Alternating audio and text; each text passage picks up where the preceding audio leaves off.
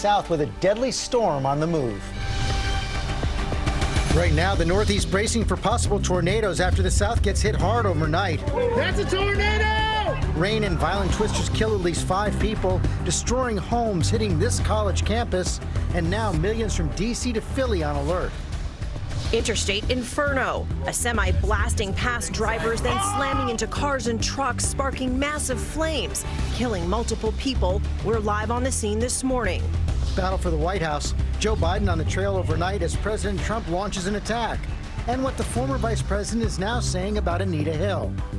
The race to quarantine hundreds of students and staff at 2 different universities over fears they've been exposed to measles as the outbreak spreads coast to coast. Lots of surprises at the NFL draft. Robin right there with the #1 pick. And the baby who stole the show. Now, which players' dreams will come true tonight? Avengers assemble. America's favorite superheroes flying into theaters right now for what may be the biggest box office opening ever. We gotta finish this. Already breaking records, the massive crowds, and how you can still get a ticket. And our exclusive with Taylor Swift as she drops that smash new hit single overnight, already topping the charts, breaking the internet. Now she's taking us behind the scenes only on GMA. Hey, it's me, Taylor Swift. Good morning, America. Live in Times Square, this is Good Morning America. Hey, it's us, you know. Good morning, America. Hope you're doing well this Friday morning. Taylor Swift already killing it. It's a good Friday when you've got Taylor Swift saying good morning to you guys. So you know how popular this video is that just dropped at midnight? Take a listen to this. It already has more than 23 million views. It's only been up for a few hours, which is crazy. Can't wait for that exclusive ahead. That is coming up. We want to start, though, with that deadly storm system that's moving east. Right now, it tore through the South, Louisiana in a state of emergency. And now the East Coast, Carolinas to D.C. and Philly bracing for possible tornadoes. Rob Marciano starts us off. Good morning, Rob. Hey, good morning, George. This storm is picking up speed and it is strengthening as well. The energy now going from the south to the northern part of the storm. You see that classic comma shape, and we're looking for rain heavy at times across the Northeast today, pulses of it, and also pulses of strong thunderstorms that could become severe, especially later on in the day, especially for North Carolina, parts of Virginia, and the Delmarva. This includes the chance for seeing tornadoes in places like Washington, D.C., Baltimore, and Philadelphia. And of course, this system has had a 2-day history of doing significant damage, especially in Louisiana. And that's where we find our Marcus Moore, who's live for us in Ruston. Good morning, Marcus. Hey, Rob, good morning. As you know, 7 tornadoes touched down here in Louisiana, one of them a powerful EF3 twister with devastating winds. And you can see from our second camera what it did to this hotel when it hit in the middle of the night. And damage like this, room after room destroyed, is spread throughout this town. This morning, parts of the South lie in ruins. A violent storm spinning up powerful twisters. That's a tornado! Cutting a path of destruction in Louisiana, stretching for 150 miles. The town of Ruston, home of Louisiana Tech University, taking a direct hit. At first, it was really heartbreaking, kind of shocking, because, you know, you see it on movies, but you never think it could happen to you. Students enduring the storm and its winds of upwards of 140 miles per hour behind these dorm room walls. Outside, debris is spread across the campus. This field torn apart. This place has just been decimated. Off campus, a woman and her young son killed when a tree fell onto their home. The punishing storm charging across the town with devastating intensity. The twister came from that direction and roared this way in the middle of the night and hit this hotel. As you can see, the second floor is absolutely gone. Some of the city's most prominent residents jumping in to help. Jalen Ferguson, a college football star and NFL prospect, helping storm survivors. Searching for people, giving water to people, dropping off pieces to people who need food right now. And we know that 11 tornadoes hit 4 different states. And back here in Ruston, they say it is absolutely a miracle that no one at this hotel was hurt. Cecilia. Wow, that destruction is just incredible. Okay, Marcus, thank you. We're going to turn now to that deadly pileup in Denver, turning an interstate into an inferno. A semi blasting past driver slamming into cars and trucks, killing at least 1 person, injuring 6 more. ABC's Clayton Sandell is there on the scene with us with the latest. Good morning, Clayton. Good morning, Cecilia. You can see behind me here, there is no traffic on this major interstate this morning. I-70 is completely shut down except for emergency vehicles. And authorities say overnight that multiple people were killed in this crash, but they still don't know how many or why this happened. There is a complete fire. Things are exploding. Rush hour interstate inferno. Oh my God. Explosions and raging fire in the middle of the Thursday evening commute. After police say an out-of-control tractor trailer slammed into commuters stopped in a traffic jam. You can see a car, outline of a car right there. That speeding semi captured on Josh McCutcheon's live stream camera. Oh my God! But I've never seen that many cars and that much destruction and fire, and it was just complete chaos. The chain reaction disaster engulfing at least 12 cars and 3 semis on Interstate 70 near Denver. 6 people rushed to hospitals. So much carnage, police don't know how many people are dead. We are still working on identifying those people that were killed, and we're also still trying to account for everybody involved in the crash. Investigators now reviewing this video. They're eager to talk to the driver of that semi who survived. Police want to know why the truck was going so fast and why it did not stop.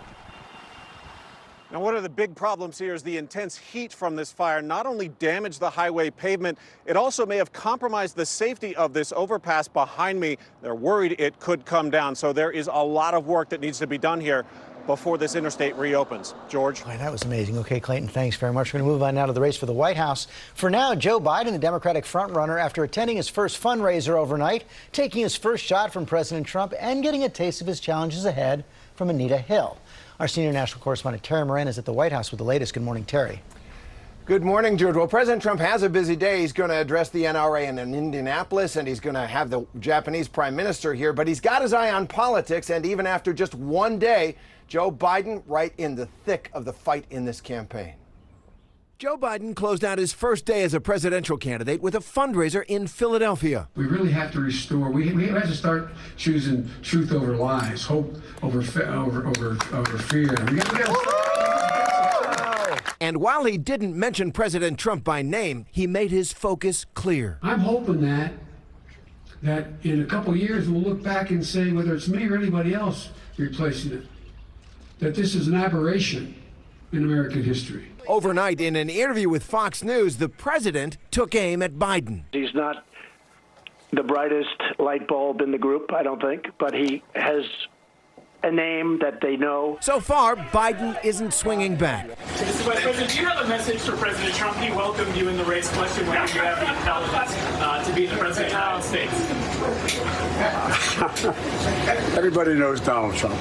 The Biden campaign is facing another hurdle, his long track record in the Senate. The campaign revealed Thursday that Biden spoke with Anita Hill, expressing regret for what she endured. As Senate Judiciary Committee chairman, a 48-year-old Joe Biden ran the confirmation hearings for then Supreme Court nominee Clarence Thomas. Can you tell the committee what was the most embarrassing of all the incidences that you have alleged? Anita Hill famously testified that Thomas had harassed her. In turn, many feel she was eviscerated by lawmakers. Hill tells the New York Times that after that conversation with Biden, which happened earlier this month, she is not convinced that he accepts the harm she says he caused her. I cannot be satisfied by simply saying, I'm sorry for what happened to you. I will be satisfied when I know there is real change and real accountability and real purpose.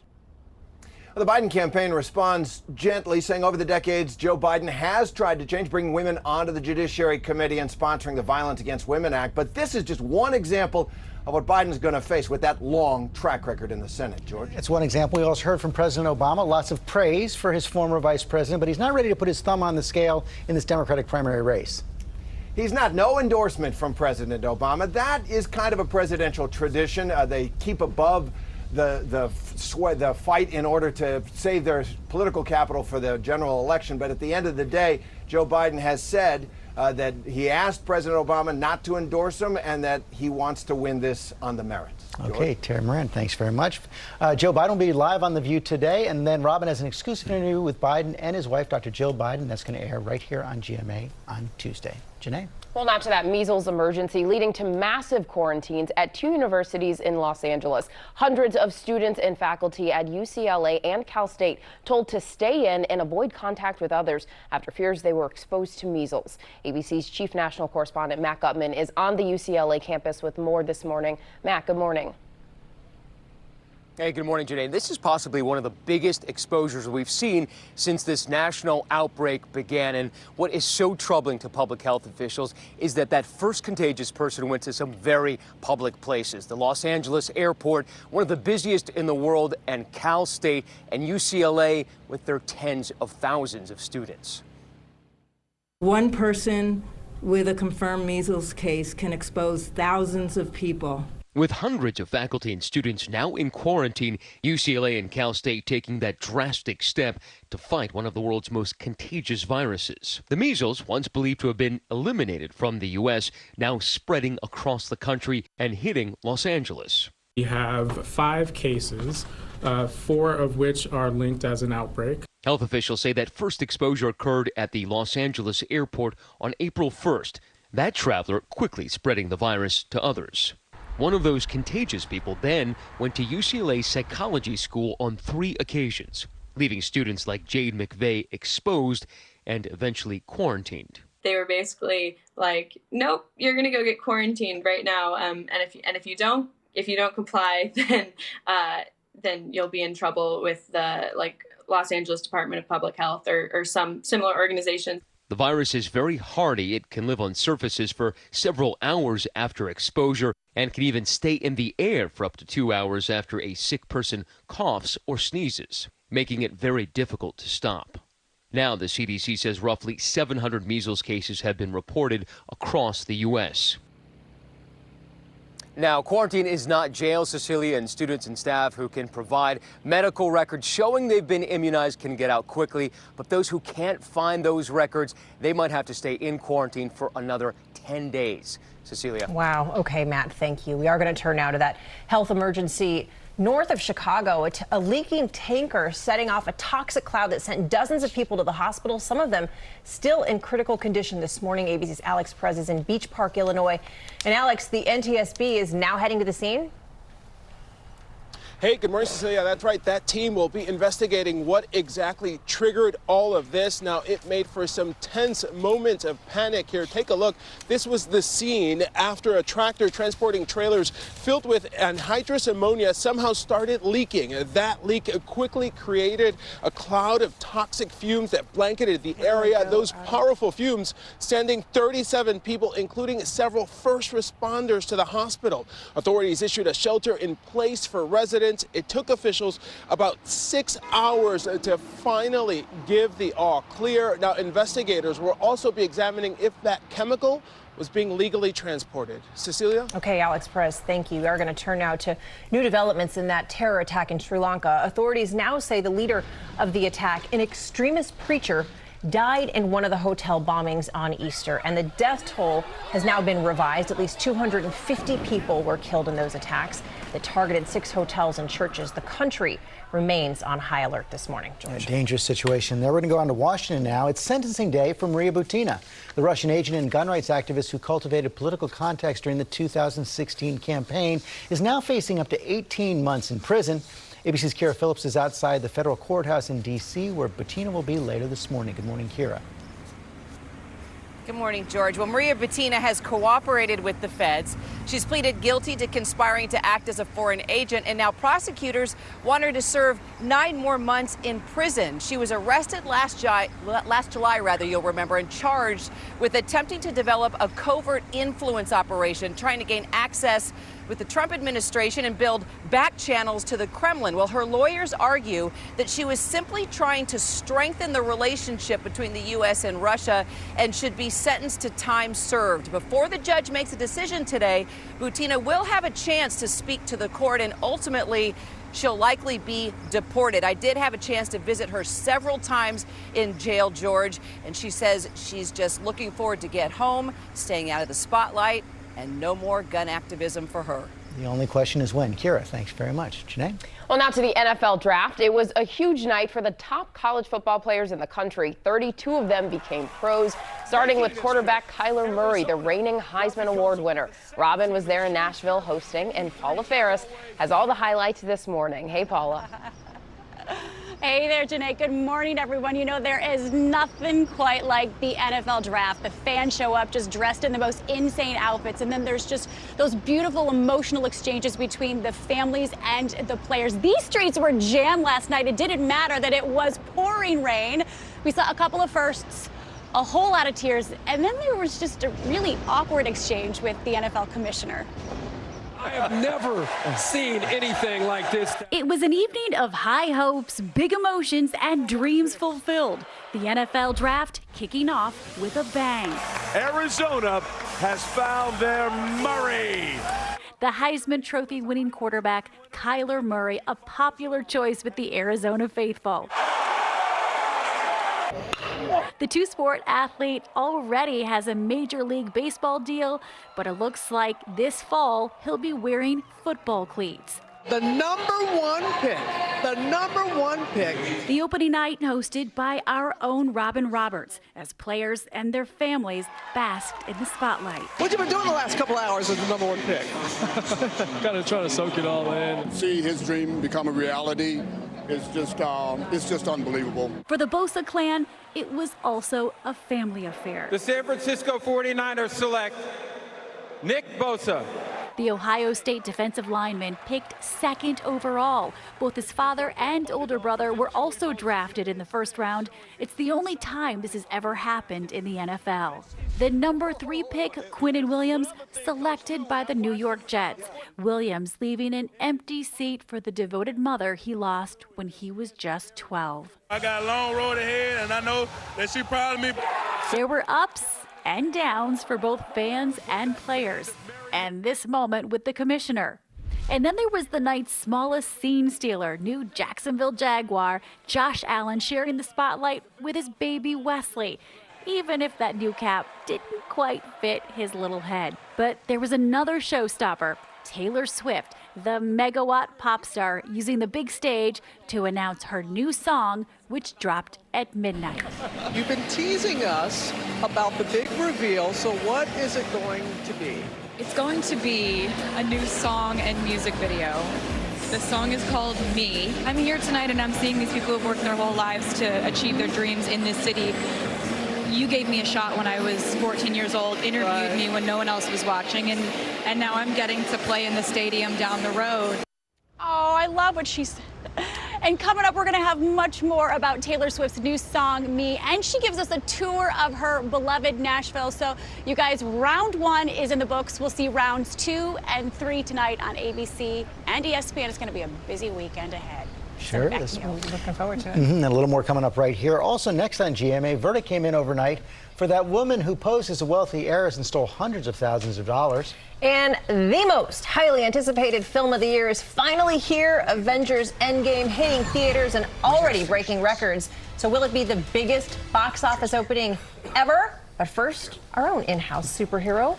Yeah, Let's go right back over to him. I'm not going to say that after I say this. Winter storm watch out for parts of Milwaukee back through Rochester. Could see 4 to 8 inches of snow here across this sliver, and maybe some wet snow accumulating in Chicago. This is tomorrow and through tomorrow night and through Chicago as well. Sunday as well. Weekend Getaway now brought to you by ADP. I'm working to keep the fire going for another 150 years. To inspire confidence through style. I'm working to make connections of a different kind. I'm working for beauty that begins with nature. To treat every car like I treat mine. At ADP, we're designing a better way to work so you can achieve what you're working for. Rain is likely throughout the day today, so have your rain gear ready to go in your Storm Watch 7 weather app because we are on weather alert today. Heavy weather expected 1 to 6 p.m. High winds your main threat and some heavy rain with maybe isolated flooding, and can't rule out today an isolated tornado. Temperatures 73 degrees at 1 o'clock. We'll drop it to 64 by 7 p.m. as that rain moves out of here. A better weekend, but we'll be left Saturday with breezy conditions, the high 68, 76 warmer on Sunday. Taylor Swift, James Bond, Paul Rudd. We have a whole lot coming up here. Beat We'll that. be right back. Good Friday. So Kim, you going for a big Drive Safe and Save discount? Yep, using the app. I've been quite vigilant. Sharon says step on it. The meeting started. Okay, write her back. Dear Sharon, don't.